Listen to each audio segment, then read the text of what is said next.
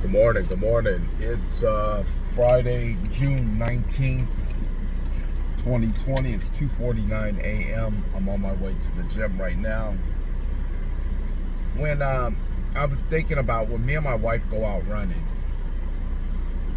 the good and bad thing I like about running with her or somebody else who may not run as much is they have a tendency to slow down a little bit, which allows me to slow down a little bit and maybe enjoy my run a little bit more.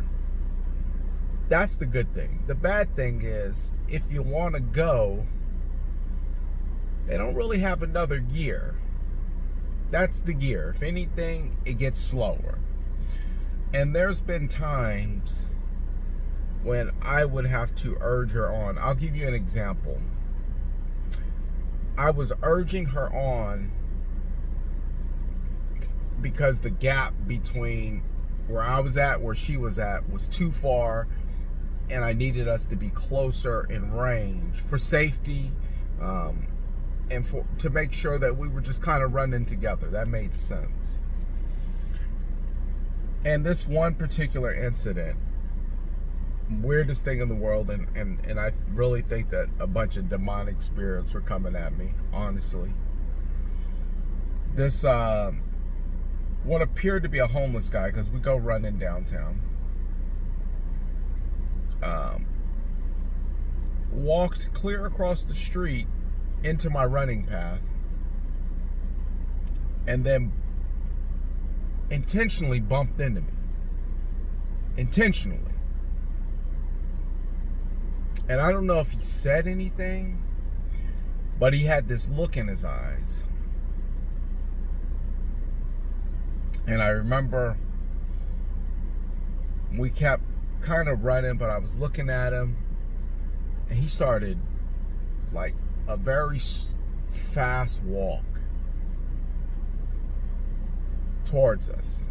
And now, mind you, the distance between me and my wife is getting further and further, but the distance between my wife and this guy is getting shorter and shorter.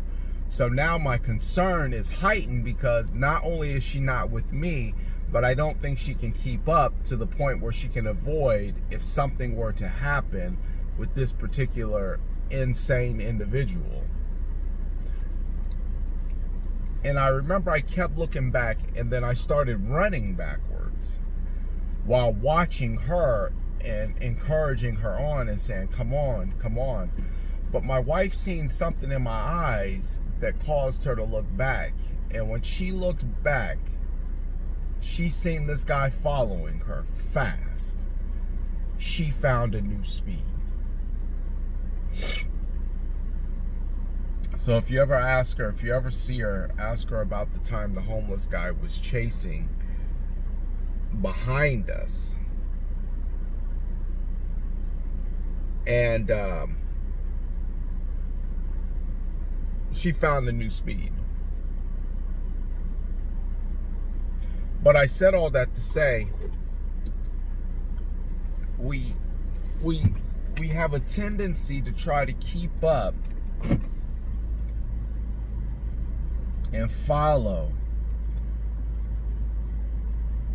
someone else's lead, even though it may not be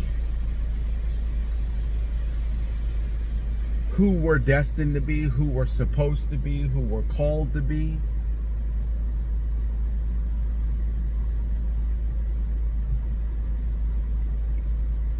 We will try to emulate somebody else's success, even though it may not be what was intended for us. And the reason why is because the person who is selling it so compellingly that you can't help but think, oh, this is where I'm supposed to be. Oh, this is where I'm supposed to go. This is what my life's supposed to be like. And you have to remember something, that everybody who is trying to sell you on something has an ulterior motive. Yeah, I want my wife to run harder. Yes, I want my wife to have a great experience. Yes, I want to run side by side. But at the end of the day, what really I was trying to say was, hey, you're slowing up what I'm doing. Come on, catch up. Let's go.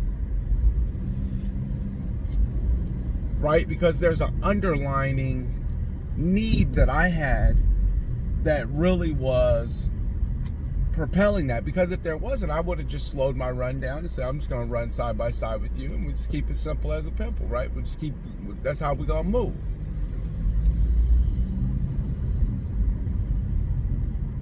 And so often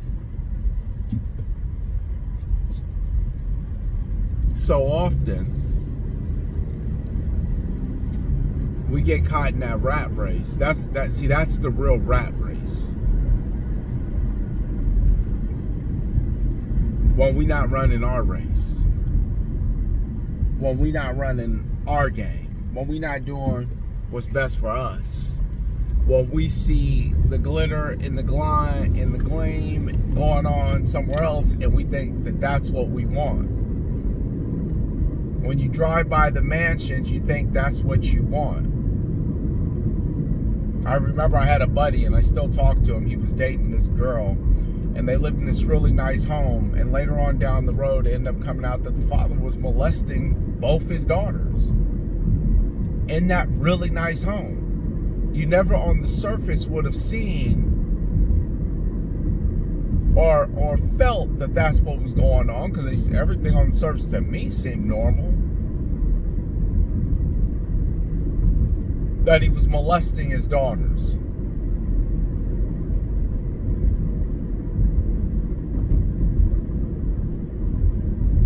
See, that's why the word says, you shall not covet. You don't know what's going on over there. Follow your heart.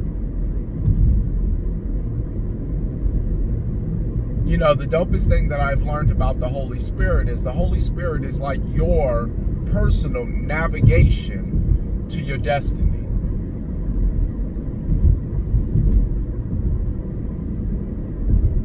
It gives you nudges that we call intuition. It gives you discernment, which we call choices.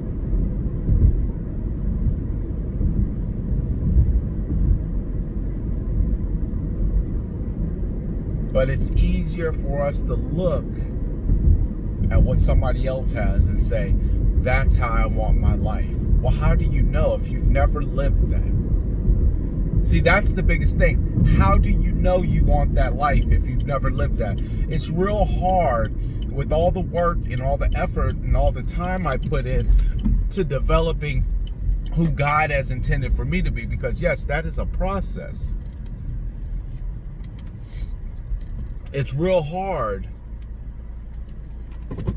to think that I could sit here and judge what somebody else has or is doing and say that that is for me because I've had a glimpse at what I think that they have or they're doing. With never, ever, ever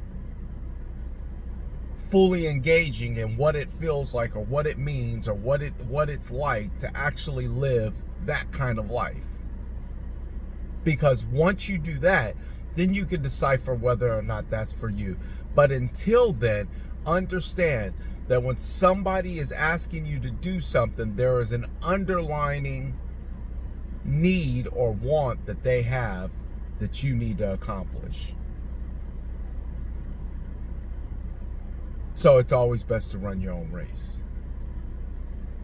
That's why it's best to always do what's best for you and not what you think is best for everybody.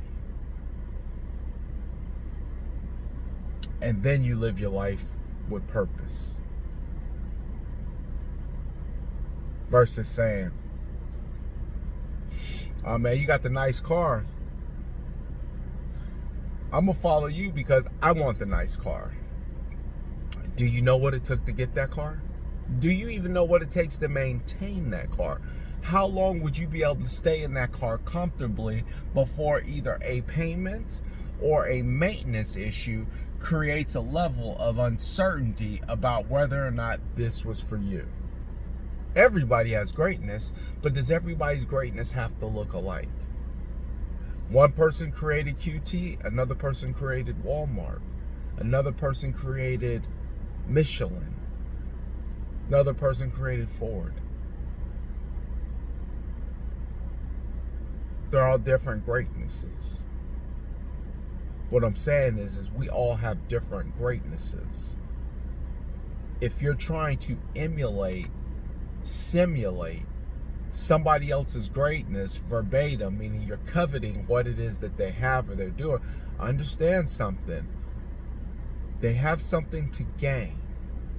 Not that you have something to lose. It doesn't have to be a zero-sum game. But is that your purpose? Because if it's not your purpose, why are you doing it?